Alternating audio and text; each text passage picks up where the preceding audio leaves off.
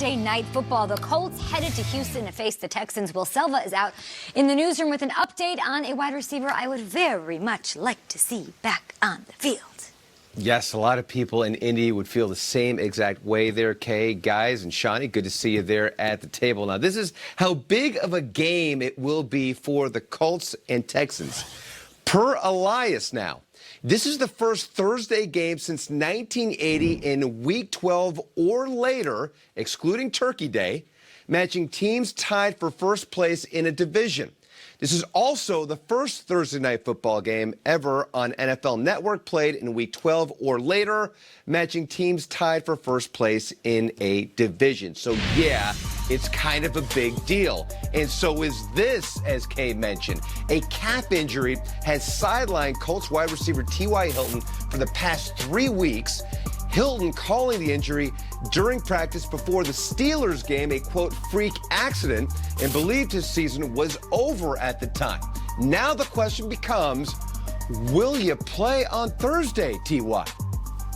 I mean, I don't need practice. It's just how my body feel. And if I feel good and all the boxes are checked, then I go. If 3 of the 4 boxes checked, then I'm not playing. So all 4 have to be checked for me to play. You know, it's just been tough for me watching the past 3 games, and I'm not accustomed to missing games, so it's just been tough, but I'm just getting my body back how I need it.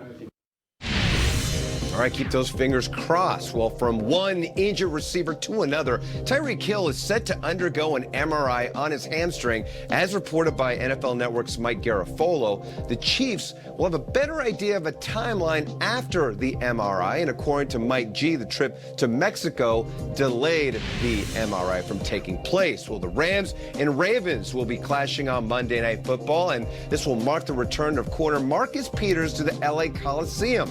The Rams trading Peters to Baltimore on October 15th to clear the way for Jalen Ramsey's arrival. But if you think Peters will be fired up to see his former team, well, then I guess you don't know Peters. He says he's motivated enough for him to take care of his family. Now, in 4 games with the Ravens, he has 2 pick sixes, and of course he'll be a free agent in March. But Sean, you are the former player there at the table. Is this really the case, or he's really, really motivated to face the Rams? Oh, you're always motivated when you play your former team. Now, it's never a beef against the players because you love your boys, but believe me, he wants to take one to the house. He'd love to pick off golf and take that one back to the house. And I'm sure he'd keep that football for a little Christmas card memento. Hey. I want to say some of those Ravens will be in the Pro Bowl, but they might be busy that week. True. Either way, it's up to you to vote your favorite players onto the 2020 Pro Bowl roster. Make your pick and enter to win exclusive prizes at NFL.com/Pro Bowl vote. It's the 2020 Pro Bowl presented by Verizon, and it is Sunday. We cannot wait. January 26th at 3 p.m.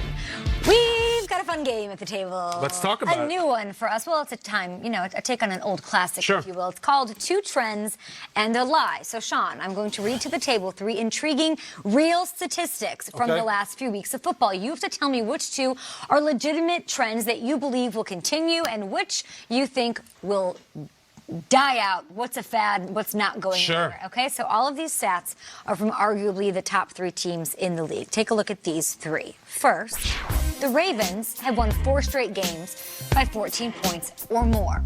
That's true. Will it continue? Second, in Week 11, Tom Brady went 0 for 5 on deep passes against the Eagles. That's according to Next Gen Stats. And third, Jimmy Garoppolo threw for 424 against the Cardinals through the air. That is the most for a Niners quarterback since Jeff Garcia in 1999. So which one is the lie?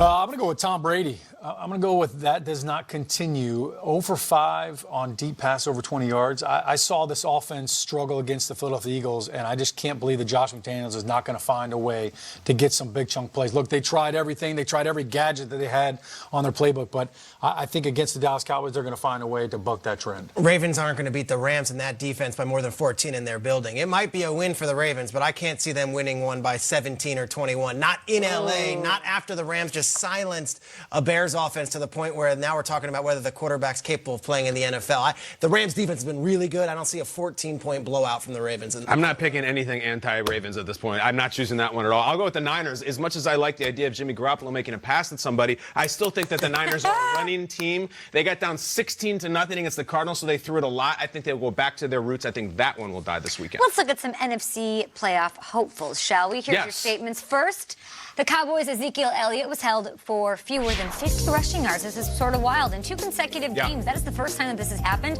in his career. Second, the Vikings. Kirk Cousins leads the NFL in passing touchdowns with 18 since Week 5. And third, the Rams. Todd Gurley had 28 offensive touches on Sunday night. That is the most since Week 8 of last season. Which two are trending? Well, which one's the lie, Kyle? I think the Gurley thing will end. It's a cool story that they're playing Enter Sandman and he's running out of the bullpen. He's going to take them to the Super Bowl. I think it's a little exaggerated. I liked how he looked the other night. Didn't love it. And I don't think you run like he did that night against the Ravens defense. I think that one stops. Russell Wilson's got 23 passing touchdowns. Kirk Cousins has 21. Cousins has been hot, but this is Russell Wilson's world when we're talking about passing touchdowns. I think Russ coming back out of the bye, going into Philly, I think he's going to light it up. And I don't think anyone's stopping Russell Wilson. He, not Kirk Cousins, will end up leading the league in touchdown passes. Ooh, so do you think the Gurley thing's got legs? Was there any use in more? I'm actually more curious about Gurley's leg after playing and carrying the ball 25 times. I want to see if he's got that in him again. All right, I'll go with the Gurley thing. Yeah? I think when you look at what they're doing offensively, they're going to have to find a way to get some other production. So I don't know if that keeps going on. I don't know if they're going to be able to keep doing that with Gurley. Last one, guys. Yes, what do you got? AFC wildcard race teams. First, let's go with the Browns here. They're 2-0 against the AFC North. Second, let's talk Bills. Josh Allen's gone 5 consecutive games without throwing an interception. That can't possibly. That's incredible. And third, the Raiders have 10 sacks and 5 takeaways in their last 2 games. Which is a lie, Shriggs? The lie to me is the Browns, and I am actually really high on the Browns after 2 straight wins. You are. They beat the Ravens in Week 2. The Ravens are a different team now, or whenever they beat the Ravens. And I also think they still have to play the Steelers again next week. And it's in Pittsburgh, and there's some games you're like, I'm not going to turn that game. I don't even know if I can watch that game because I have no idea what I'm going to get. But I don't see them finishing 6-0 in the division. You have to prepare yourself. Yeah, I mean that's emotional experience. And part of the preparation for the Browns is their best player's not out there. Myles Garrett, he's not out there either. And I told you guys I'm not picking anything against the Ravens. The Browns play the Ravens again. No, that's the one.